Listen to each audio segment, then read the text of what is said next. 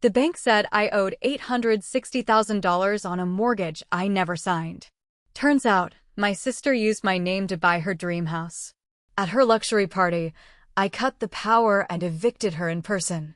My name is Valerie, and I am 33 years old. For the past decade, I have worked as a senior forensic accountant for one of the most prestigious financial auditing firms in Atlanta. My entire career is built on tracking money. I hunt down corporate embezzlement, I unravel complex wire frauds, and I testify in federal court against people who think they are smart enough to hide their financial crimes. Because of the highly sensitive nature of my job, my personal finances are essentially an open book to the federal government.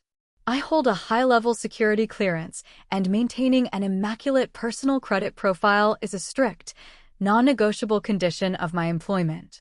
For years, I proudly maintained a perfect credit score of 810. To me, that number was not just a financial metric, it was a shield. It was proof that I had built a stable, untouchable life completely independent of my family.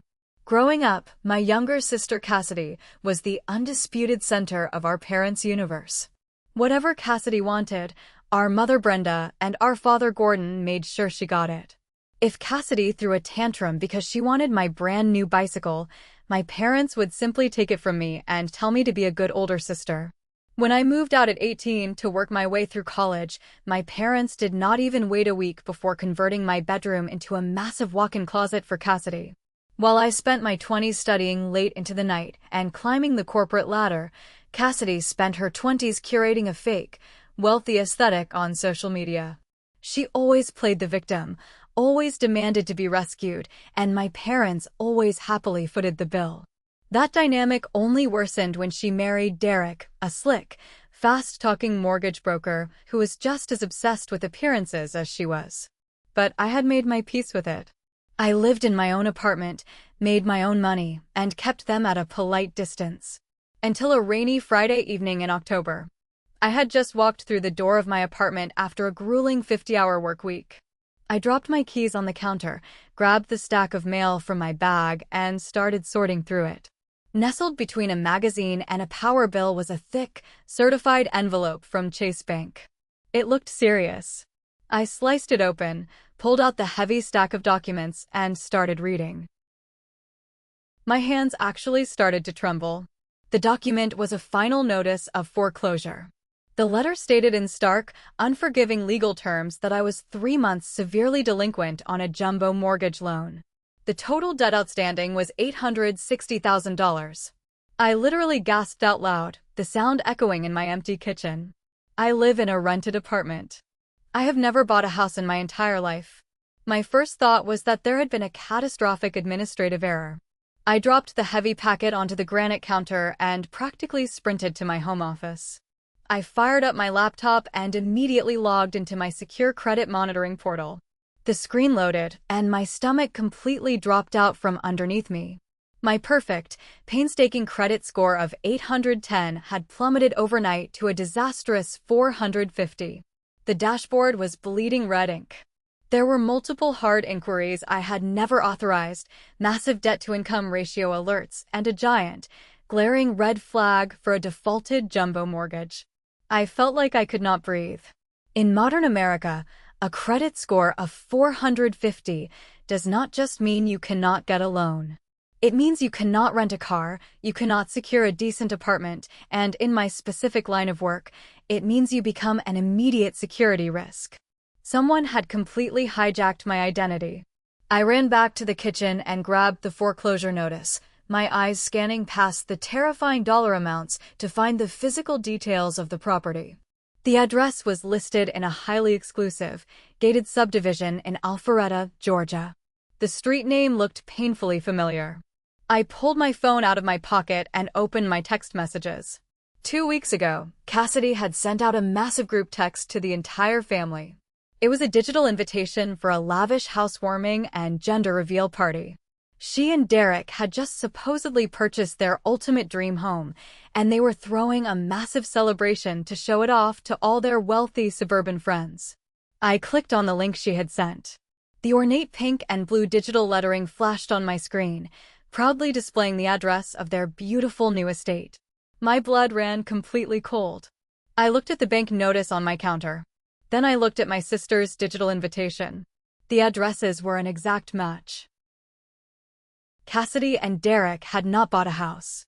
They had stolen my identity, forged my signature, and taken out an $860,000 loan in my name to buy a mansion.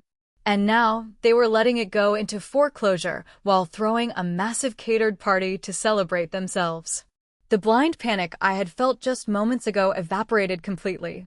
It was replaced by a cold, calculated, and absolute fury. They had forgotten exactly what I do for a living. I did not cry. I did not call my mother to ask what was going on. Instead, I went in my office printer, made copies of every single page of the bank notice, pulled my full credit report, placed them all neatly into a thick folder, and drove straight to the local police precinct to file a formal report for aggravated identity theft.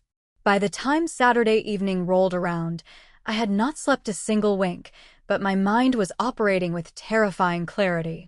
It was the night of my parents' monthly family dinner, a tradition they insisted upon to maintain the illusion of our perfect, happy family. Usually, I made an excuse to avoid it. Tonight, I would not miss it for the world. They had chosen an upscale, ridiculously overpriced steakhouse at a local country club. When I walked into the private dining alcove, the toxic dynamic was already in full swing. My mother, Brenda, was wearing a tailored dress and holding a glass of expensive wine, absolutely fawning over Cassidy. Cassidy was practically glowing, wearing a designer maternity dress and boasting loudly to the waiter about the custom Italian marble countertops they were installing in their new kitchen. Derek sat next to her, looking incredibly smug in a sharp linen suit, playing the role of the highly successful provider. My father, Gordon, was nodding along proudly, clearly preparing to pick up the massive dinner tab just to keep up appearances. They were laughing, clinking their crystal glasses, and celebrating a luxurious life built entirely on my stolen future. I stopped at the edge of the table. I did not scream. I did not make a scene or throw my drink in Derek's face. I simply opened my leather bag, reached inside, and pulled out the official, stamped copy of the police report I had filed the night before. I leaned over and slid it directly across the white linen tablecloth, right over Cassidy's empty bread plate. The bold black letters at the top clearly read, "Aggravated identity theft and fraud." The entire table went dead silent. The lively jazz music playing through the restaurant speakers suddenly felt incredibly loud. Cassidy looked down at the paper. All the color drained from her perfectly contoured face in an instant. Her smug smile collapsed into a look of absolute, deer-in-the-headlights terror. She looked up at me, then frantically turned to Derek. Derek cleared his throat, adjusting the expensive cuffs of his suit.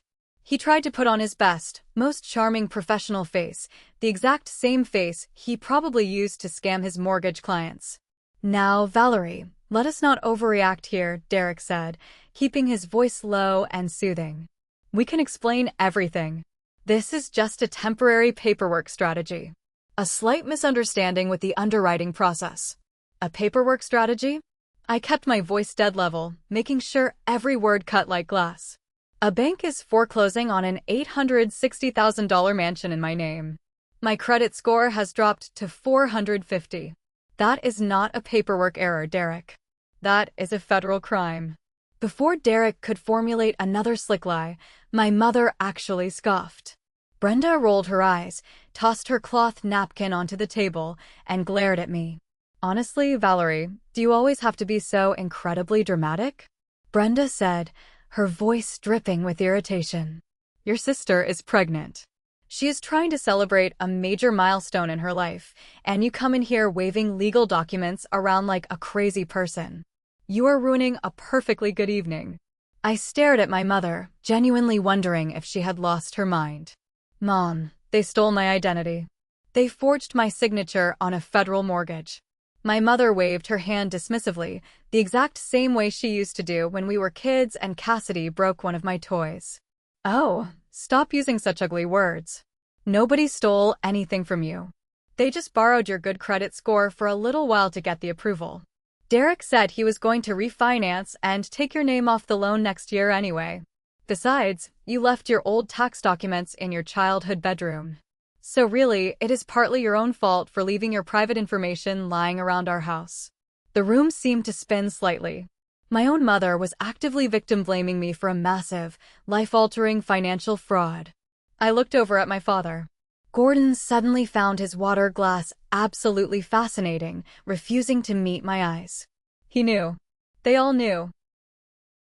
You make great money, Valerie, Brenda continued, sipping her wine as if we were discussing the weather.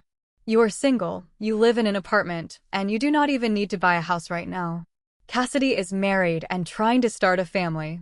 Why cannot you just let your sister use your credit for a few years? It does not cost you anything. It costs me everything. I finally raised my voice, just enough to make the neighboring table glance over. I am a forensic accountant. Do you have any idea what happens when my firm sees a defaulted jumbo loan on my record? I could lose my security clearance. I will lose my job.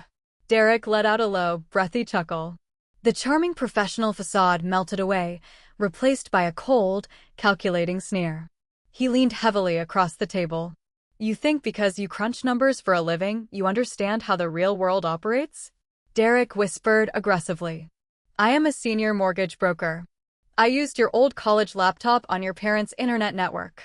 I routed the application through the IP address tied to your childhood home. As far as the bank is concerned, you applied for that loan yourself while visiting your parents. The police are going to look at the family connection, look at the IP address, and classify this as a messy civil dispute. They will laugh you out of the precinct. He leaned back, straightening his tie with an air of absolute victory. If you try to take me to civil court, I promise you I will drag it out for years. I will bury you in endless legal motions until you go bankrupt paying attorney fees. Just let it go, Valerie. The bank cares about the house as collateral. As long as I eventually make the payments, they will look the other way. Cassidy chimed in, her voice sickly sweet. Just drop it, Val. Do not be the reason our family falls apart over some stupid paperwork. I looked at the four of them. My sister clutching her designer bag bought with stolen money. My brother-in-law arrogantly confident that his insider knowledge made him untouchable. And my parents, entirely willing to sacrifice my career and my future just to give their golden child a custom kitchen. They were not a family. They were parasites. I am not dropping the charges, I said quietly. Enjoy your dinner. And enjoy the house while you still can. I turned around and walked out of the alcove, leaving the police report sitting right next to Cassidy's bread plate. The adrenaline from the confrontation carried me out of the country club and into the humid, oppressive night air.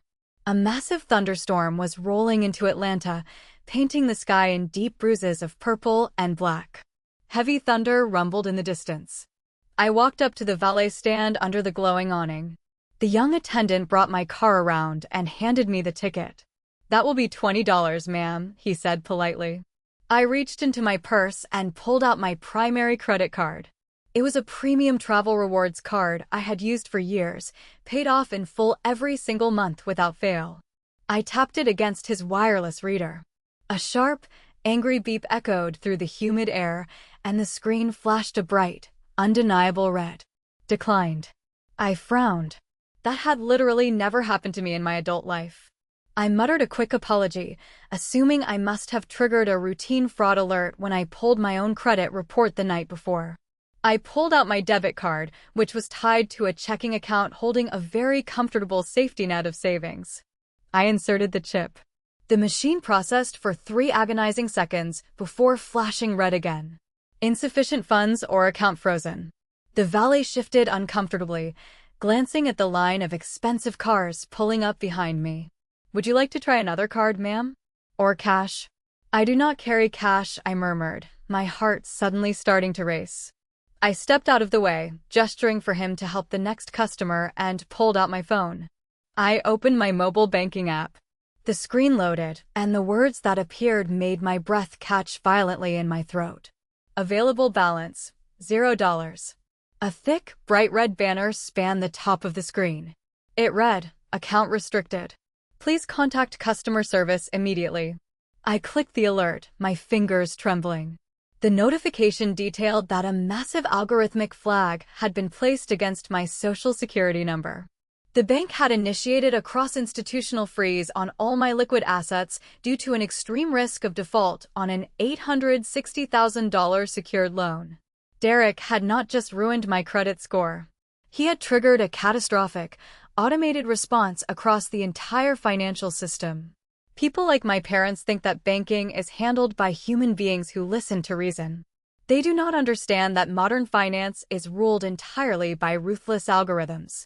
Banks do not wait for a judge to tell them you are a flight risk when nearly $1 million is on the line. They lock you out of your own life immediately to secure their interests. A fat, heavy drop of rain hit my phone screen. Then another. Within seconds, the sky completely opened up, and the heavy Atlanta humidity turned into a violent, torrential downpour. I looked at the valet. He was holding my car keys, waiting for payment. I had absolutely nothing to give him.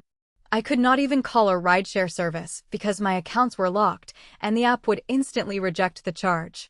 I was a senior forensic accountant making a six-figure salary, standing outside a luxury country club, entirely destitute.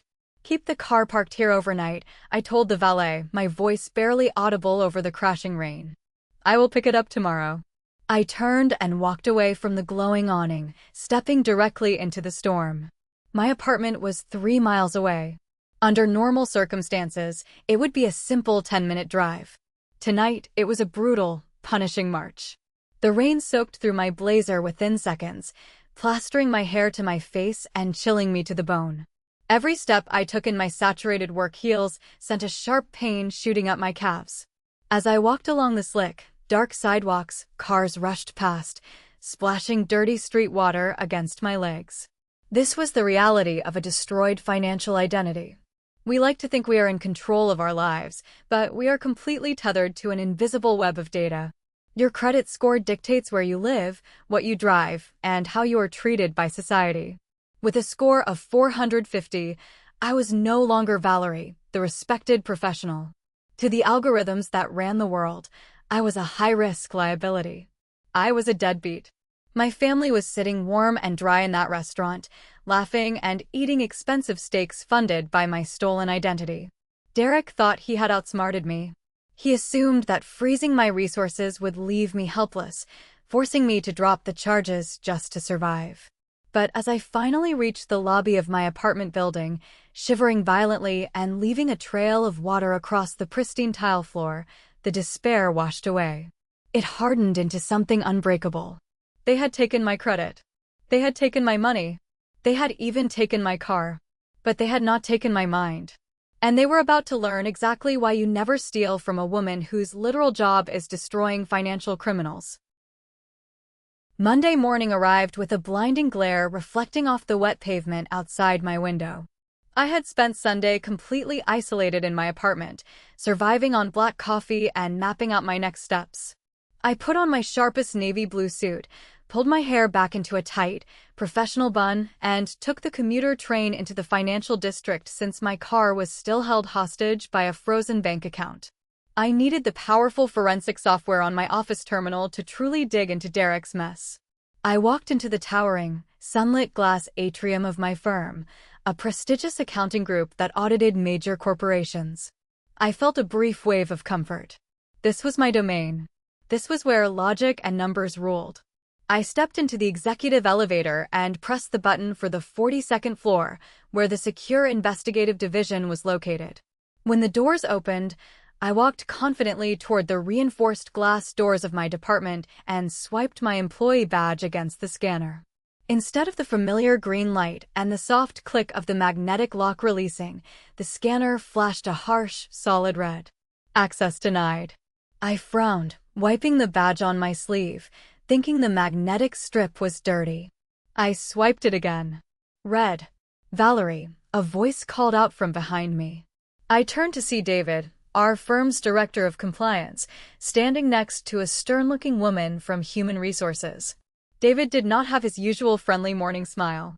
His face was completely impassive, his hands folded formally in front of him. "Your badge has been deactivated," David said, his voice slow. We need you to come downstairs to the Human Resources office immediately. A cold knot formed in my stomach. I followed them back into the elevator in absolute, suffocating silence. Neither of them spoke a word until we were seated in a small, windowless conference room on the 10th floor. The HR director opened a thick manila folder and slid a single sheet of paper across the table toward me. It was an internal compliance report, featuring a massive red bar across the top indicating a critical security failure. Valerie, we received an automated alert from our continuous monitoring system at 3 o'clock yesterday morning, David began, crossing his arms.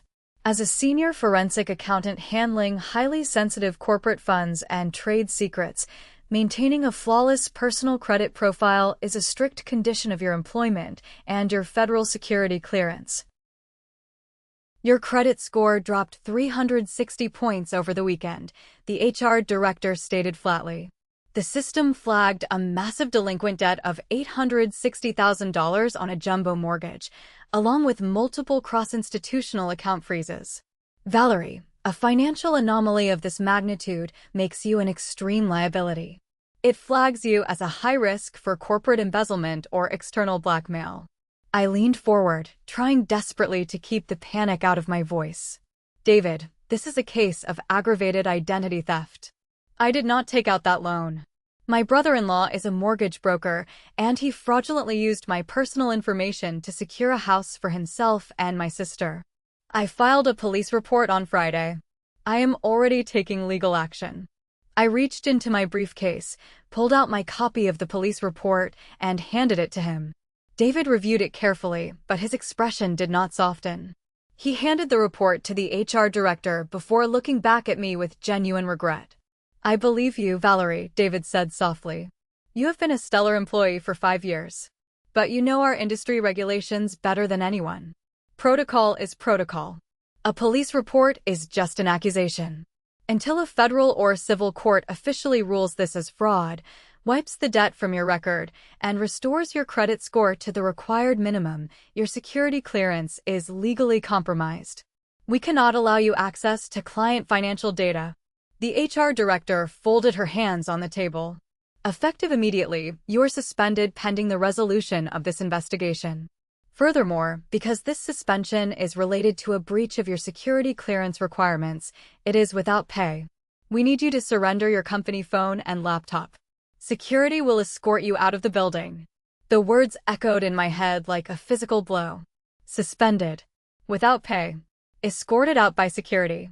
In a matter of days, Derek and my sister had not just stolen my credit score, they had effectively severed the career I had spent over a decade building. I handed over my company devices, feeling completely hollowed out.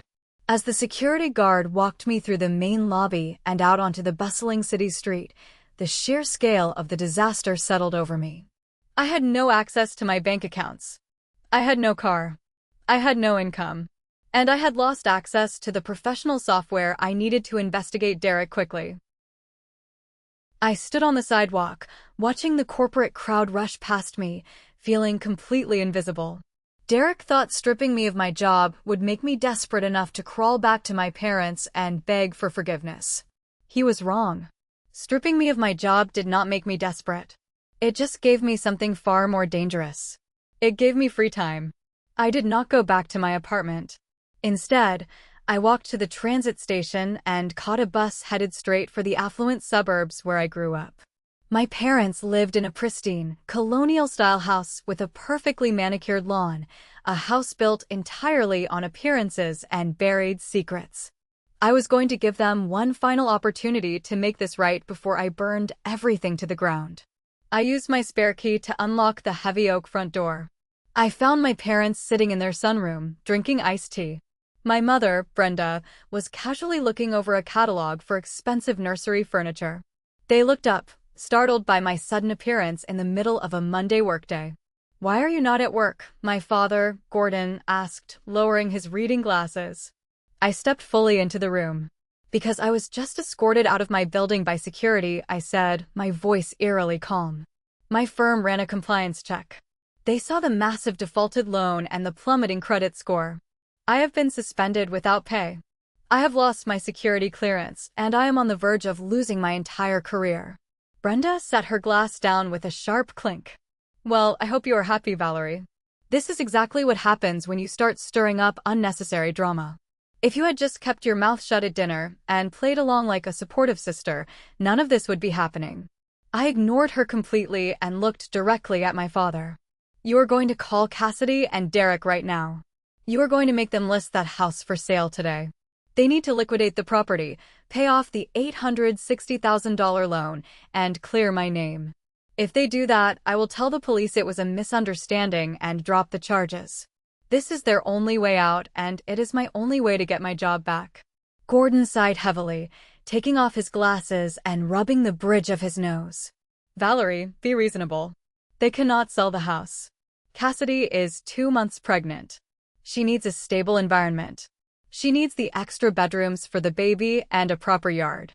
We cannot force a pregnant woman out of her dream home just because you are having a little hiccup at work. A little hiccup? I repeated, genuinely astounded by their delusion. I have zero income. My bank accounts are frozen. I cannot even buy groceries right now. How exactly am I supposed to survive while they play house with my identity? I need an attorney to fight the bank, and I cannot even afford a consultation fee. Gordon shifted uncomfortably in his wicker chair. He looked at Brenda, sharing a quick, guilty glance before turning back to me. Actually, about the attorney situation. We wanted to talk to you about that. My stomach tightened instinctively. What about it? Your mother and I realized that things might get legally complicated since you went ahead and filed that police report, Gordon began, choosing his words with cowardly care. We want to protect the baby. We cannot have Derek going to jail or Cassidy dealing with stress. So, we went ahead and hired a very good defense lawyer this morning just to represent Derek in case you refuse to drop this ridiculous crusade. You hired a defense attorney for the man who stole my identity? I asked, my voice barely a whisper. With what money?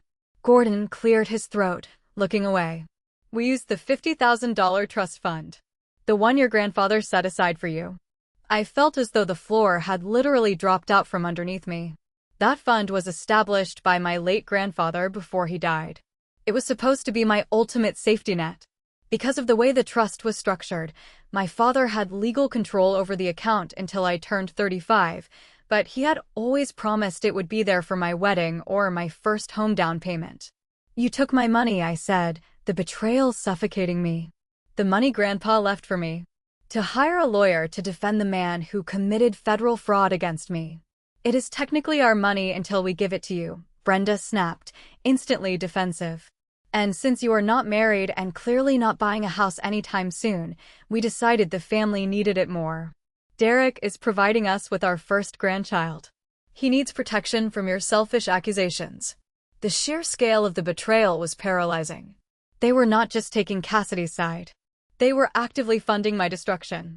They had taken the last financial resource I had in the world and handed it to the criminal who ruined me. I looked at Gordon, the man who was supposed to protect me. I looked at Brenda, who was casually browsing cribs while my life collapsed. In that exact moment, the last lingering thread of familial duty inside me snapped. The daughter who wanted their approval died right there in that sunroom. I understand, I said, my voice completely devoid of any warmth, anger, or hesitation. Enjoy the new grandchild. I turned around and walked out of the house. I did not slam the door. I did not yell. I simply walked down the driveway with absolute, crystal clear clarity. They had drawn the battle lines. They had chosen to fund a criminal. Now it was time for me to do what I do best. It was time to follow the money. The walk from my parents' driveway to the bus stop felt entirely different this time. The crushing weight of betrayal that had suffocated me all morning was completely gone. In its place was a sharp, icy focus. My mother thought I was just throwing a tantrum. My father thought I would eventually fold to keep the peace. Derek thought he had outsmarted me by cutting off my access to my corporate firm. They all severely misunderstood the situation. I was not a helpless victim crying over a stolen credit score.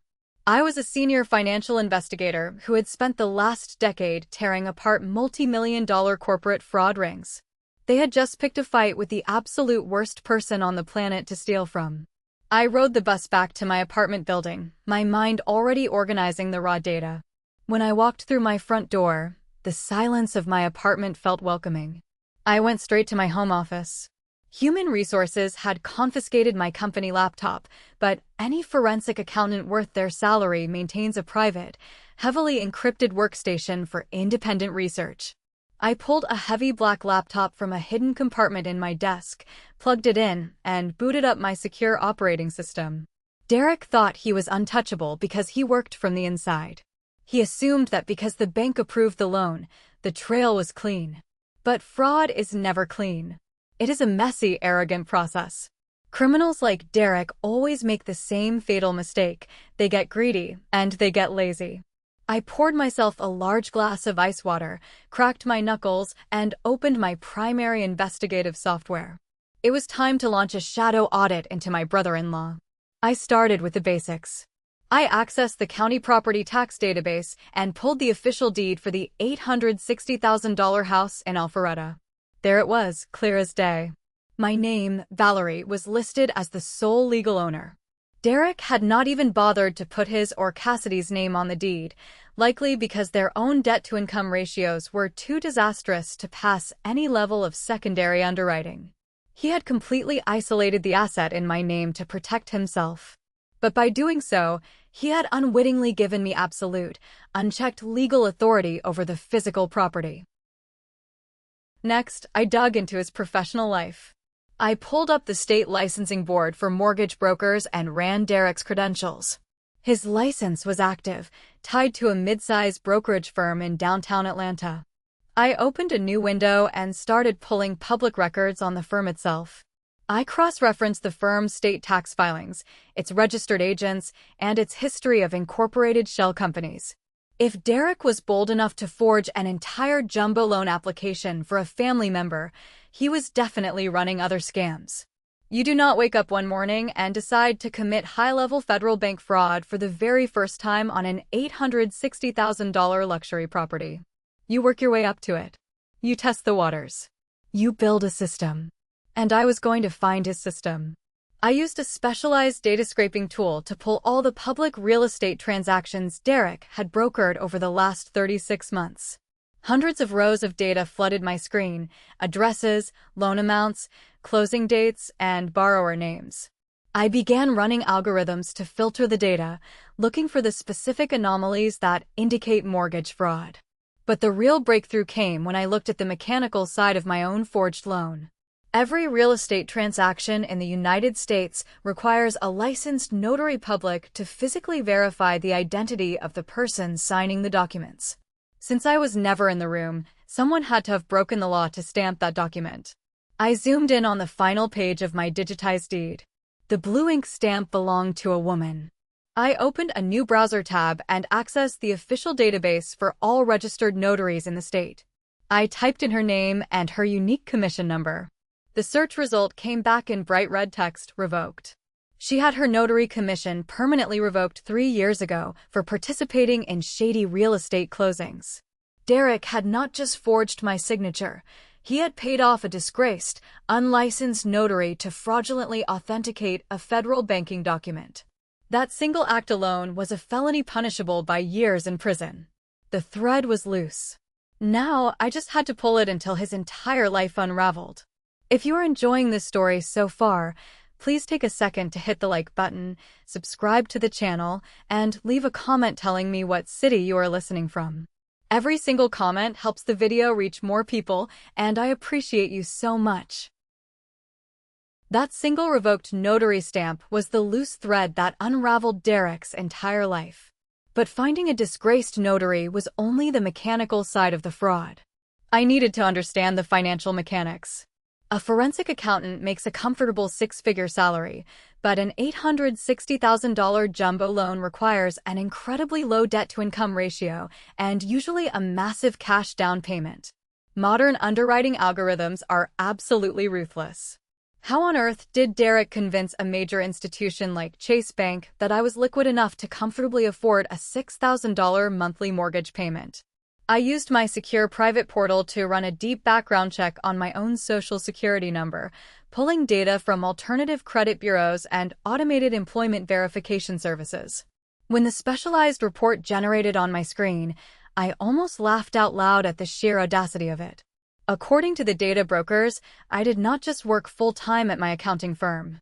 I was apparently also a highly paid logistics consultant for an entity called Apex Logistics Group, earning an additional $150,000 a year in bonus income. I had never heard of Apex Logistics Group in my entire life. I switched back to the Secretary of State database and ran a corporate search for the company name. It was registered as a domestic limited liability company. I clicked on the filing history and opened the original articles of organization. The registered address was a post office box in a rundown strip mall.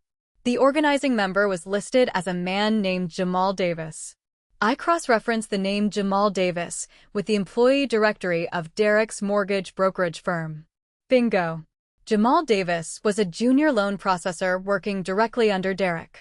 The entire sophisticated scheme unraveled right in front of my eyes. Derek and his team had fabricated an entirely fake employment history to artificially inflate my income profile. They created a ghost company, generated fake pay stubs, and probably even routed a few deposits through my old dormant bank accounts using my stolen routing numbers just to create a solid paper trail for the automated underwriting software. Then they used an unlicensed notary to finalize the closing paperwork. It was a completely closed loop of mortgage fraud, executed flawlessly from inside a licensed brokerage. But a criminal system that's sophisticated is never built for a single use. It is built for scale. I ran a new data scraping script through the public records database. I specifically instructed the software to search for any property deed or mortgage document registered in the state of Georgia over the last 36 months that contained both the notary stamp of that revoked woman and a financial link to Jamal Davis or his fake logistics company. I hit execute and waited. The progress bar on my screen filled up. A list of results populated.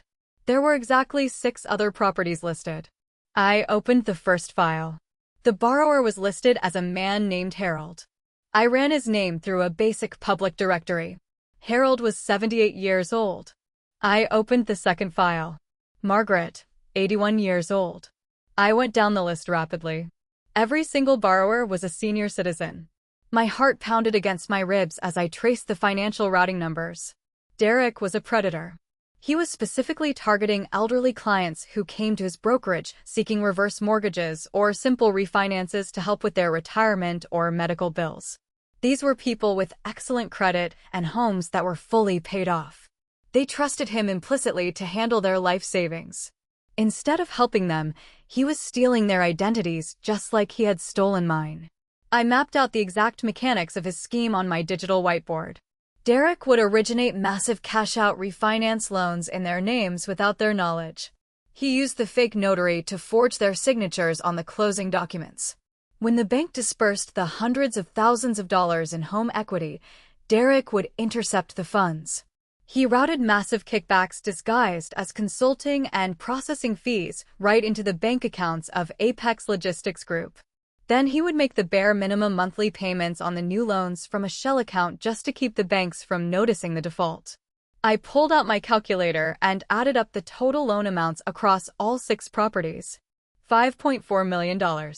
Combined with my $860,000 jumbo loan, Derek was sitting at the center of a $6 million criminal enterprise.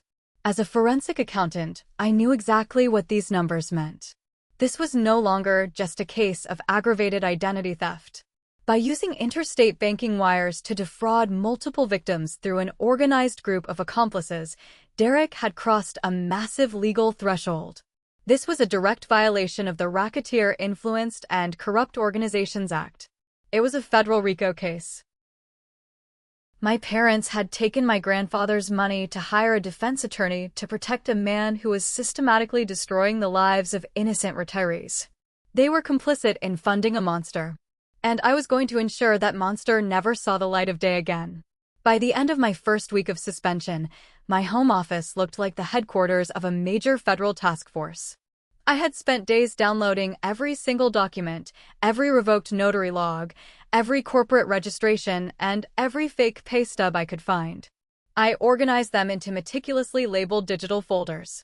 I created complex visual flowcharts mapping the direct connections between Derek, the fake consulting firm, and the disgraced notary public. I was building a prosecution binder that would make an assistant United States attorney weep with joy. It was Saturday morning. I was sitting at my desk, drinking black coffee and double-checking the bank routing numbers for the stolen equity funds when my cell phone buzzed. The sudden noise startled me in the quiet apartment. I glanced at the glowing screen. It was a text message from Cassidy. Given the sheer volume of federal evidence I had just compiled against her husband, seeing her name pop up made my blood boil. I picked up the phone and opened the message. It was an automated digital flyer covered in gold glitter, pink bows, and blue ribbons. The elegant script across the top read, Cassidy and Derek's luxury housewarming and gender reveal extravaganza. Beneath the ridiculous graphic was a direct message from my sister. It read, Valerie, Mom said you are still throwing a fit about the mortgage thing and got yourself suspended from work. Please grow up and stop being so bitter. It is my special day and you need to come support the family. I am not letting your jealousy ruin this for me. I stared at the message, completely mesmerized by her breathtaking delusion. She had stolen my identity, ruined my credit, cost me my career, and her biggest concern was that my perfectly justified anger might somehow put a damper on her party. She honestly believed that her pregnancy gave her absolute immunity from the law and from basic human decency. I did not reply to the text. Instead, I picked up my phone and opened the TikTok app. Cassidy had always desperately wanted to be a lifestyle influencer. She constantly posted about her daily routines, her outfits, and her supposed wealth. If there was a massive housewarming party coming up, I knew there would be content. I typed in her handle and went to her profile. Right at the top of her page was a brand new video posted less than 2 hours ago.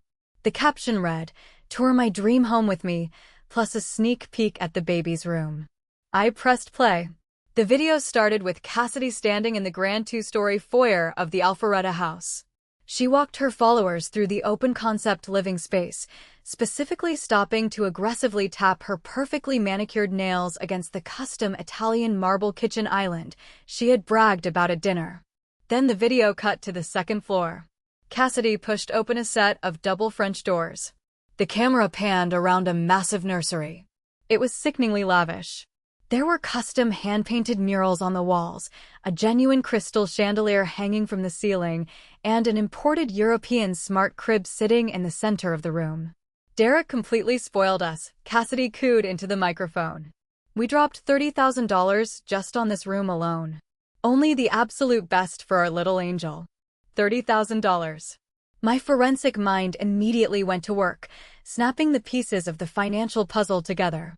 Chase Bank was foreclosing on the property because the mortgage was 3 months severely delinquent. The monthly payment on an $860,000 loan with current interest rates was roughly $6,000. They owed the bank $18,000 in back payments.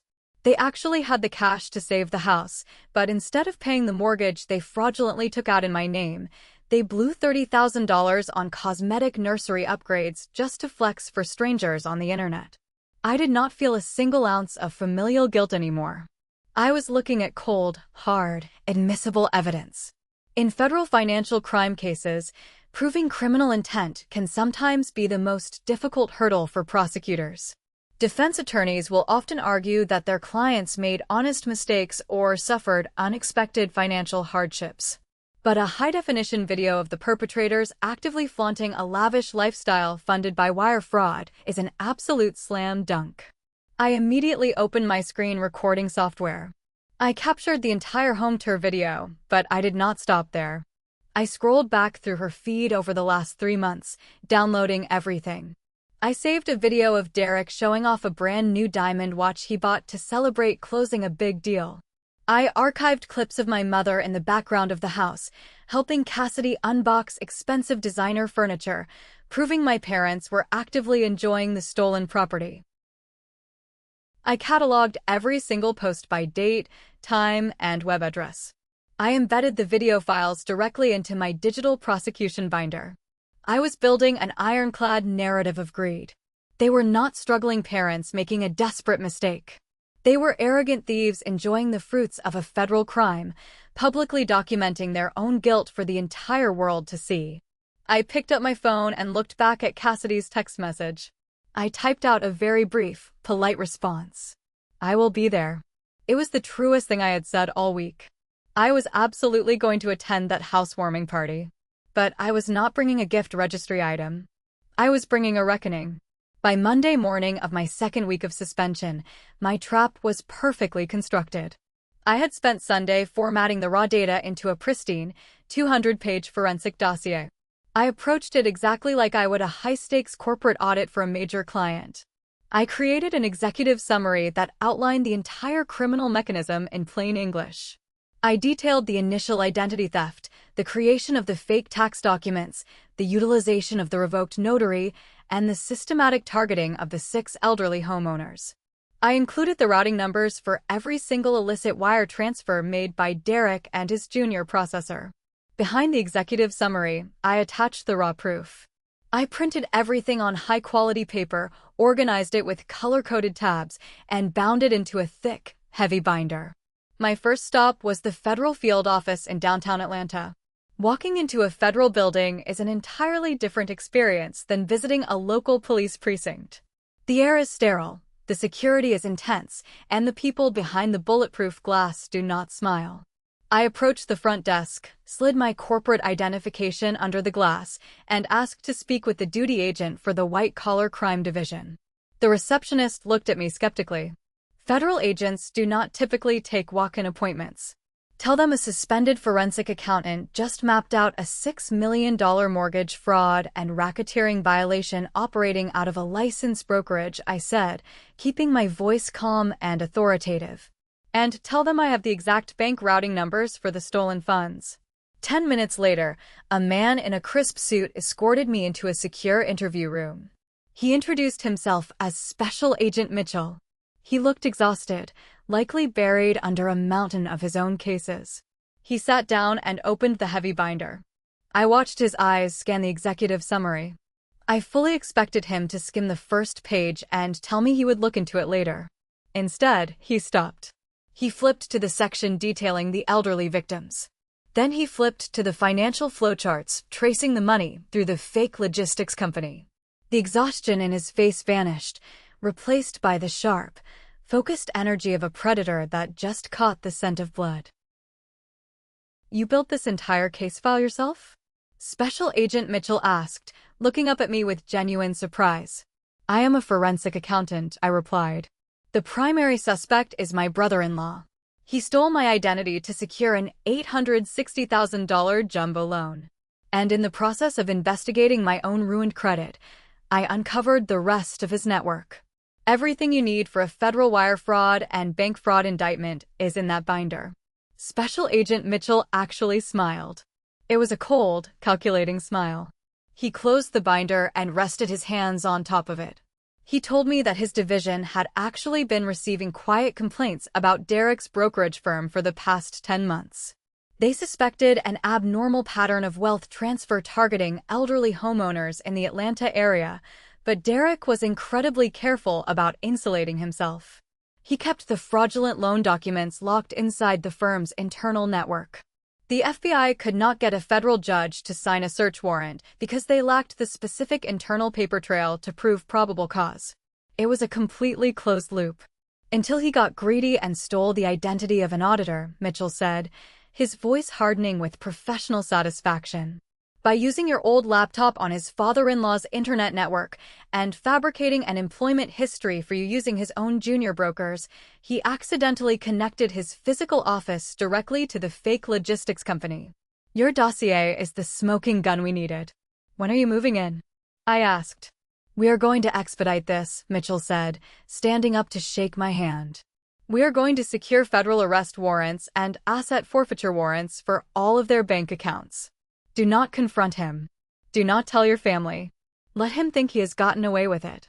We need him comfortable while we get the federal paperwork signed." I left the federal building and stepped out into the bright afternoon sun. The trap was officially set. Derek and Cassidy thought they were untouchable in their stolen mansion. They had no idea a federal storm was gathering right above their heads. But calling the authorities was only the first part of my plan. Criminal charges would put him in prison, but I needed to personally ensure their precious housewarming party was a total disaster. On Tuesday morning, I sat at my kitchen island with a fresh cup of coffee, staring at the digital copy of the property deed on my laptop screen. Derek thought isolating the deed entirely in my name was his ultimate shield. He assumed it would protect his own assets if the fraudulent loan ever went south. But in his extreme arrogance, he had handed me the master key to his entire life. When you are the sole legal owner of a property, you control the infrastructure. And I was about to systematically dismantle my sister's dream house, wire by wire and pipe by pipe. I started with the power grid. I looked up the customer service number for the local power company and dialed. When I reached a live representative, the woman on the line asked for the account number or the service address. I gave her the address of the Alpharetta mansion. "I can help you with that," the representative said politely. "I just need to verify the account holder's identity. Can I have the last 4 digits of the social security number on file?" I rattled off my own social security number without missing a beat. Since Derek had used all my authentic financial data to set up the house, the utility accounts were naturally registered under my identity. It was the only way he could get the services connected without raising red flags. "Thank you, Valerie," the representative said, completely oblivious to the domestic warfare she was about to facilitate. "Are you looking to pay your balance?" "No," I replied, my voice perfectly level. "I am the property owner, and I need to request a complete disconnection of service. A hard shut-off at the meter. I want the disconnection scheduled for this Saturday morning, exactly at 10 o'clock. I chose that specific time for a reason. Cassidy's digital invitation stated that her luxury housewarming party started at noon. The caterers, the florists, and the decorators would all be arriving by 10:30 to begin setting up. They would be walking into a dark, unair-conditioned house in the middle of a humid Georgia afternoon. The representative confirmed the date and time, finalizing the order. 1 utility down. Next, I called the County Water and Sewer Authority. The process was almost identical. I verified my identity, bypassed their security questions with ease, and requested an immediate shut-off at the street level. I specifically asked them to place a physical padlock on the water meter to ensure the tenants could not just walk outside with a wrench and turn the valve back on themselves. Without water, there would be no flushing toilets for the 50 guests Cassidy had invited. There would be no running sinks for the expensive catering company. The custom marble kitchen would be completely useless. I did not stop there. I called the high-speed internet provider. Cassidy loved to document every second of her fake, luxurious life for her followers. She had bragged about the house having gigabit fiber internet to support all her smart home devices. I canceled the plan entirely, wiping the router remotely so that her smart lights, her security cameras, and her aesthetic video uploads would all instantly drop offline. Within 45 minutes, I had systematically stripped the massive mansion of every modern necessity. But I still had one more legal weapon at my disposal as the legitimate property owner. It was time to introduce my family to the most ruthless organization in suburban America, the Homeowners Association. I located the official website for the property management company overseeing the neighborhood and called the direct phone number for the president of the HOA. I introduced myself as Valerie, the legal owner of the property, and explained that I had recently discovered some severe compliance issues. I informed her that the people currently residing inside my house, Derek and Cassidy, were unauthorized tenants. I stated clearly that I had never signed a lease agreement with them, and they had bypassed the mandatory community background check. In luxury-gated communities, unauthorized occupants are treated like a severe security threat. The HOA president immediately cited the neighborhood bylaws, which stated that unapproved renters subject the homeowner to a fine of $500 per day. I told her I fully supported the strict enforcement of this rule. Then I brought up the TikTok video Cassidy had posted. I described the custom exterior window modifications they had installed for the nursery. The HOA president confirmed that no architectural permits had been approved. She rattled off the penalties without hesitation: an immediate fine of $2,000 for unauthorized construction, plus a daily fine of $200 until the exterior was fully restored. I authorized her to levy every single maximum penalty available. Finally, I gave her my parents' home address as the secondary guarantor location, ensuring all official HOA correspondence, certified letters, and daily fine invoices would be mailed directly to my father, Gordon. Let the neighborhood association bury my parents in certified paperwork. The infrastructure was entirely severed. The federal agents were actively securing the criminal warrants. I had effectively placed my sister and her husband under a complete siege. All I had to do now was wait for the panic to set in. The wait did not last long. By Thursday afternoon, my cell phone vibrated violently on my kitchen counter. The caller ID flashed my mother's name. I let it ring 3 times before sliding my finger across the glass to answer. I did not say hello. I just listened to the chaotic breathing on the other end of the line. "Valerie, what did you do? You need to fix this right now." Brenda's voice came through the speaker, frantic and high-pitched. The arrogant tone she had used at the restaurant was completely eradicated. "The mail carrier just dropped off a massive stack of certified letters at our house. They're from the Homeowners Association for Cassidy's neighborhood. They're demanding thousands of dollars in fines for unapproved construction and unauthorized occupants. Why does it say a lien is going to be placed on the property if the fines are not paid by the end of the week?" I took a slow sip of my coffee. "Because Derek used your home address as the secondary guarantor location when he forged the federal loan documents," I explained calmly. "He actively attached your property to his fraud. The neighborhood is holding him financially accountable." Brenda gasped. "But that is not even the worst part. Derek went to the bank this morning to wire the final payment to the catering company for the party on Saturday. The teller told him his accounts are restricted. He cannot access his business accounts, his personal checking, or his savings. Everything is locked. He cannot even buy groceries right now. Please undo whatever computer trick you did so Derek can pay the vendors." My heart gave a heavy, satisfying thump. Special Agent Mitchell had moved exponentially faster than I anticipated. Before executing a major federal raid, the government routinely freezes all liquid assets tied to a racketeering suspect to prevent them from transferring the stolen funds offshore. The trap was springing shut. "Mom, I did not hack anything," I said, enunciating every single word. "I do not have the power to freeze a commercial bank account. When you commit multi-million-dollar wire fraud and steal the equity of elderly homeowners, the Department of Justice tends to notice. They have frozen his assets because he is the primary target of a massive federal racketeering investigation. I warned you he was a criminal, and you chose to use my grandfather's money to protect him. I suggest you and Dad start looking for a very good bankruptcy lawyer for yourselves." I hung up the phone and blocked her number. The panic I had predicted was now fully realized. But a cornered animal is incredibly dangerous. Later that Thursday night, I was returning from the grocery store. To avoid the main lobby, I entered my building through the underground parking garage. The concrete cavern was dimly lit, echoing with the low hum of ventilation fans. I swiped my electronic key fob at the heavy pedestrian door and stepped inside. The moment the metal door clicked shut behind me, a tall figure stepped out from the shadows of a concrete pillar. It was Derek. He looked absolutely nothing like the smug professional from the country club. His shirt was heavily wrinkled, his tie was loose, and he smelled heavily of stale sweat and cheap whiskey.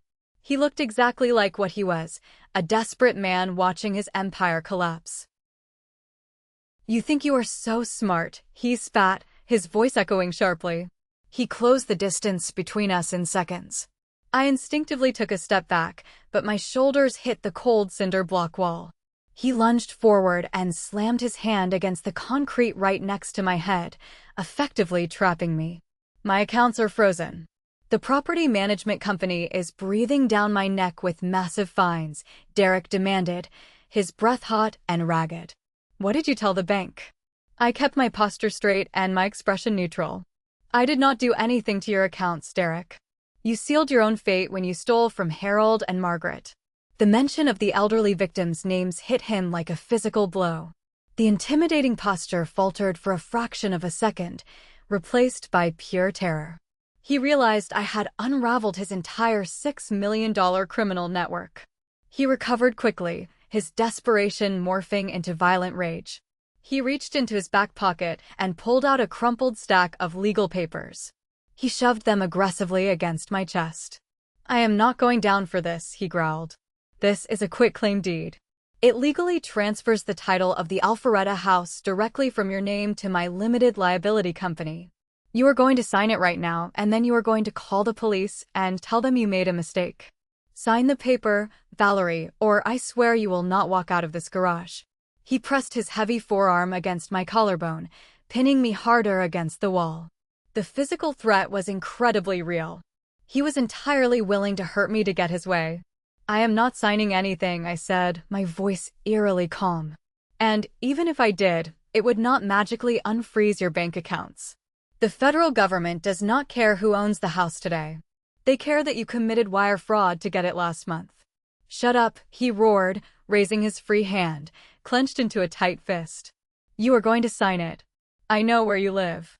You are not safe from me." That was exactly the phrase I needed. When I first saw the shadows moving, I did not freeze out of fear.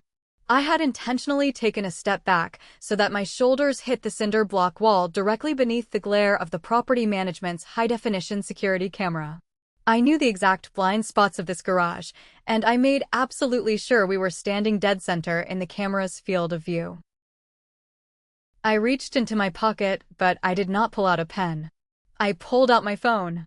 The screen was glowing bright white, clearly displaying the audio recording app with the time code ticking past 3 minutes.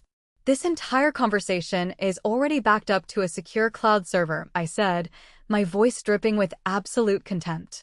"And if you look up and slightly to your left, you will notice the 24-hour security camera pointed directly at your face. If you touch me, I will hit a panic button that automatically dispatches the police to this garage." Derek froze. His eyes darted from my phone's screen up to the blinking red light of the security camera. The blind rage in his face vanished instantly, replaced by the sickening realization that he had just committed another massive unforced error. He backed away slowly, his hands raised defensively. He turned and practically sprinted toward the exit ramp, his footsteps echoing wildly in the dark. I did not go to sleep that night. I contacted my building manager, explained the situation, and secured a digital copy of the garage surveillance footage by sunrise.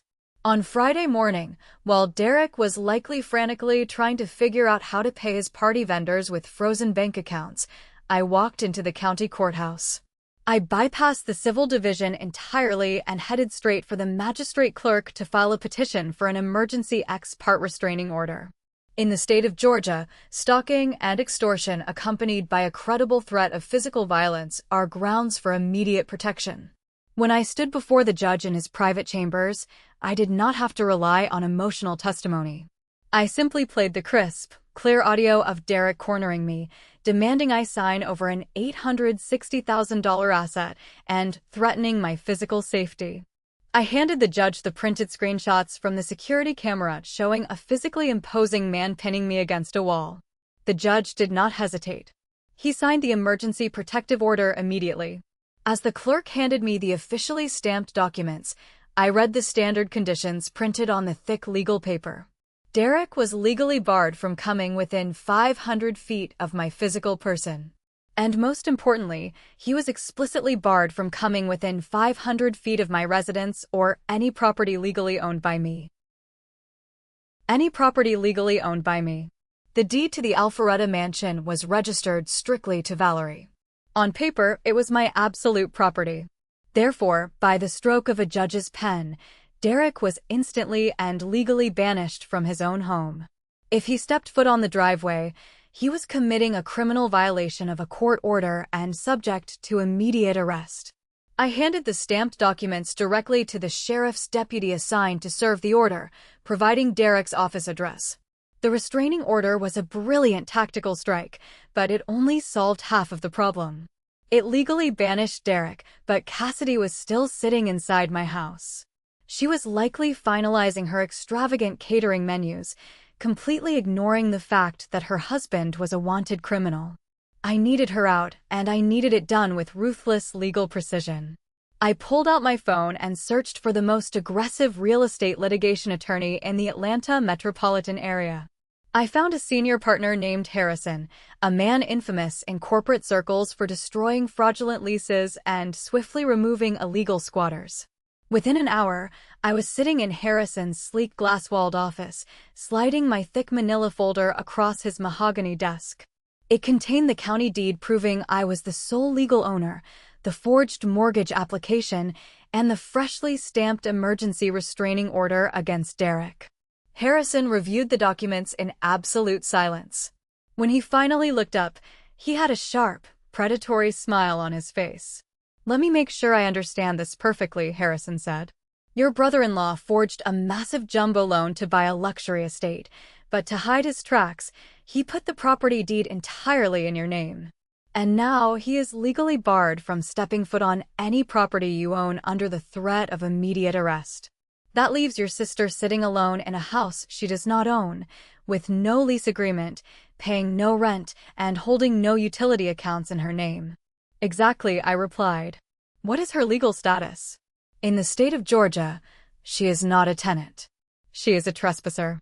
Legally speaking, your sister and her husband are nothing more than high-end squatters," Harrison explained. "Normally, evicting a family member can be a messy process that drags out for weeks.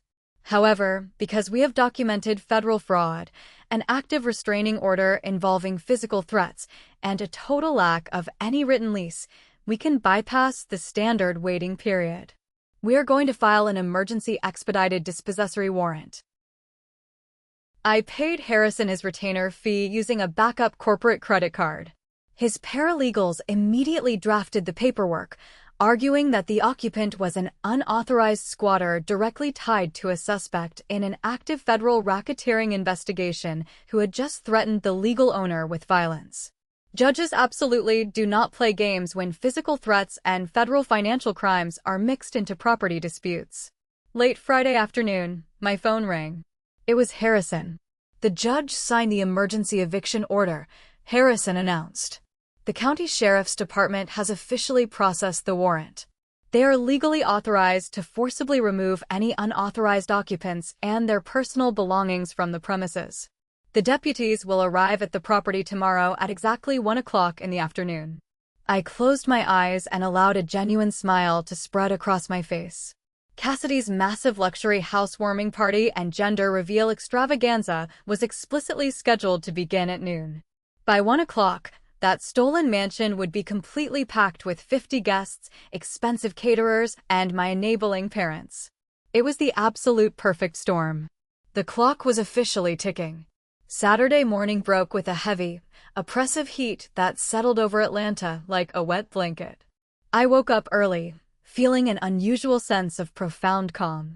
I dressed in a tailored navy blue blazer, sharp trousers, and comfortable flats. If I was going to walk through a crime scene, I was going to look like the professional I was. While sipping my black coffee, I opened my phone and navigated straight to Cassidy's TikTok page. She was completely oblivious to the legal hurricane spinning right off her coastline. She had posted a time-lapse video of a massive white event tent being erected in the backyard, followed by a clip of a team of florists arranging towering displays of pink and blue hydrangeas around the custom marble kitchen island.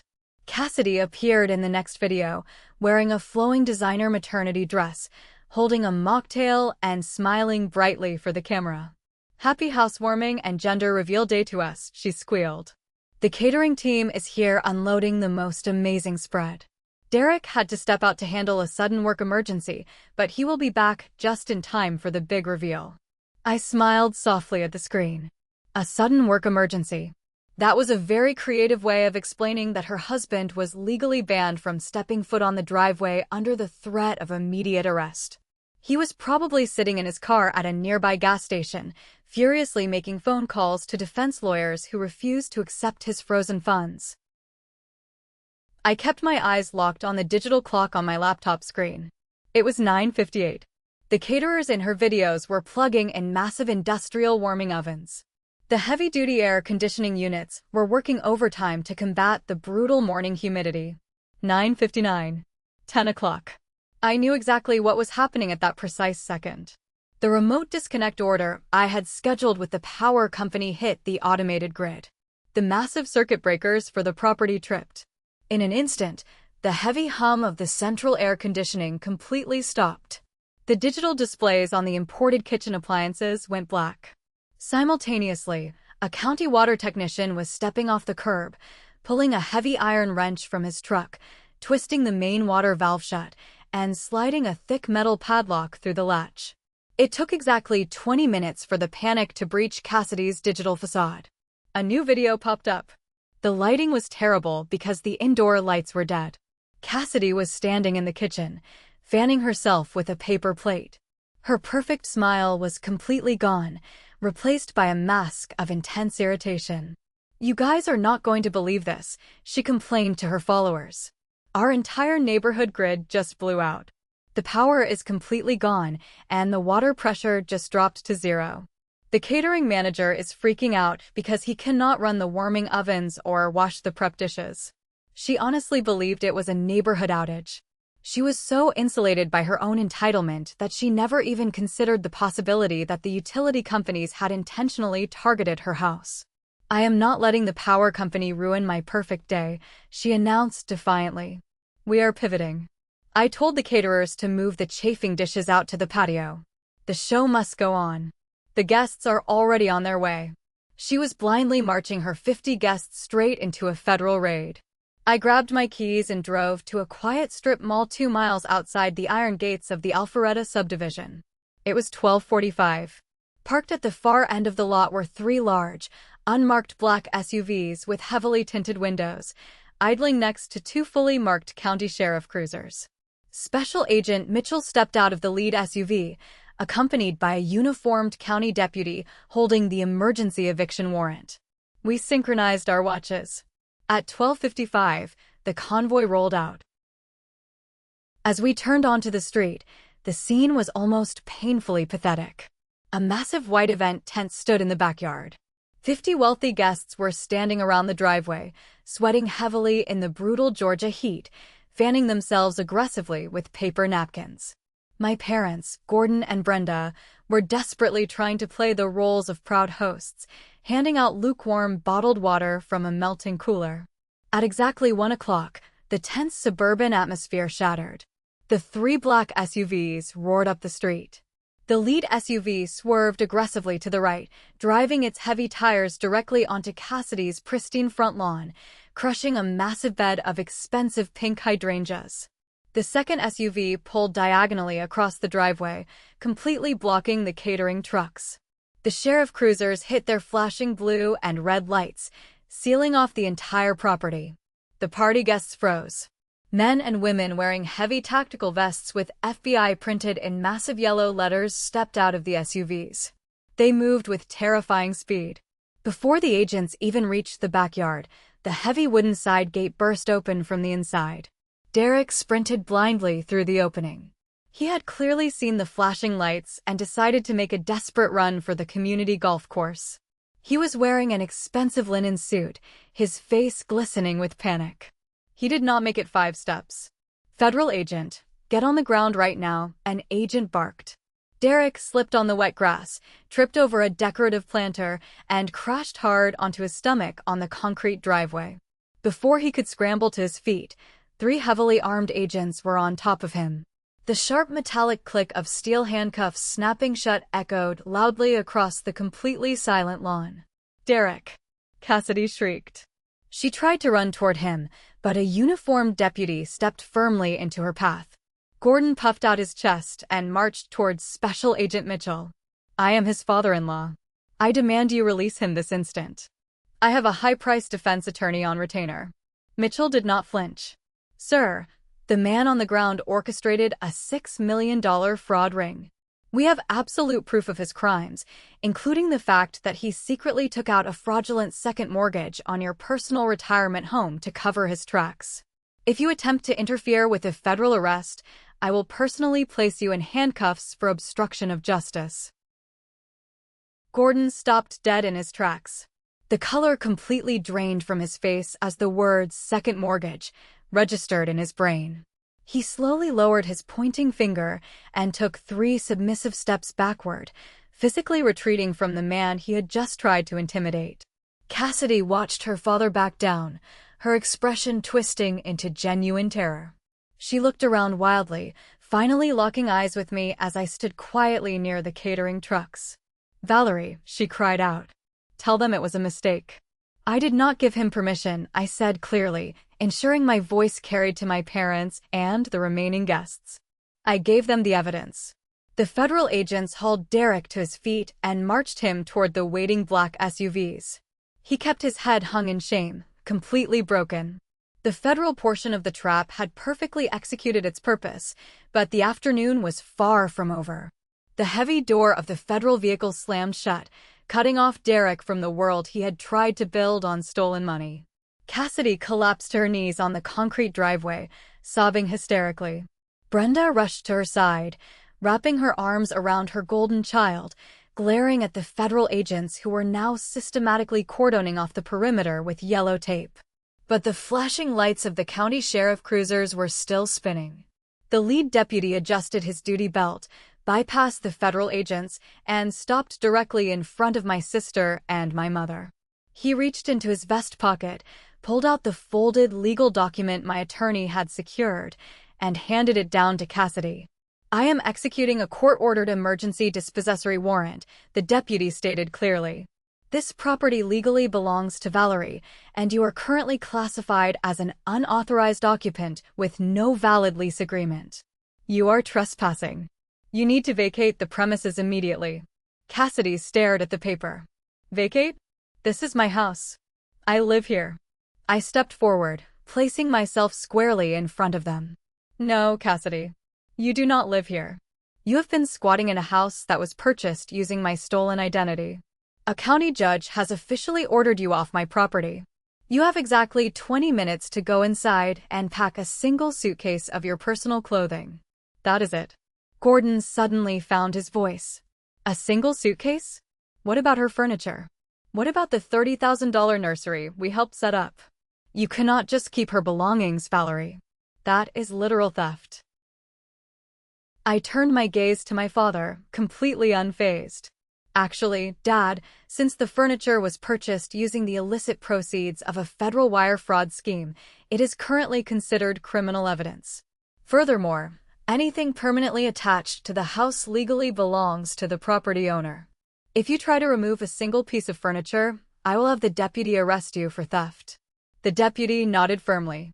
"She is absolutely correct. Everything else stays exactly where it is until the federal forfeiture investigation is complete. You have 20 minutes starting right now."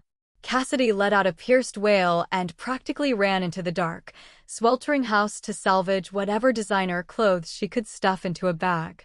The remaining party guests were already sprinting to their cars, desperate to avoid any association with the federal crime scene. Brenda lunged forward, her face contorted with rage. "Are you happy now?" she screamed. "You destroyed this family. You are a monster, Valerie." "I did not destroy this family," I said, my voice cutting through the humid air. "Derek destroyed it. I just turned on the light so you could see the rot." I reached into my leather tote bag and pulled out the thick manila folder I had carried with me. I extracted a certified property record from the county clerk's office and held it out toward my father. "Agent Mitchell tried to warn you a few minutes ago," I explained calmly. "That is a deed of trust." When Derek realized the jumbo loan required substantial cash reserves, he looked for an easier target. "He told you those papers were just a background check for his license." He lied. Derek took out a $400,000 second mortgage on your fully paid-off retirement home. He stripped all the equity you spent 30 years building. The bank considers it a completely valid, legally binding loan, which means the payments are going to default immediately, and the bank will foreclose on your home within the year. Gordon staggered backward as if he had been physically struck by a heavy blow. Brenda let out an agonizing cry, her knees buckling beneath her. They had lost their life savings. They had lost their home. They had lost their dignity in front of their entire social circle. I turned away from them, got into my car, and drove away. 6 months later, the federal justice system delivered its final verdict. Because of the overwhelming mountain of digital evidence I had provided, Derek took a plea deal to avoid a massive trial. He was sentenced to 12 years in a federal penitentiary with no possibility of early parole. Cassidy was not in the courtroom to support him. Without Derek's stolen income, and with the neighborhood association placing a massive lien on the property, she was entirely broke. My parents suffered the exact same fate. Because of the fraudulent second mortgage, they defaulted within weeks.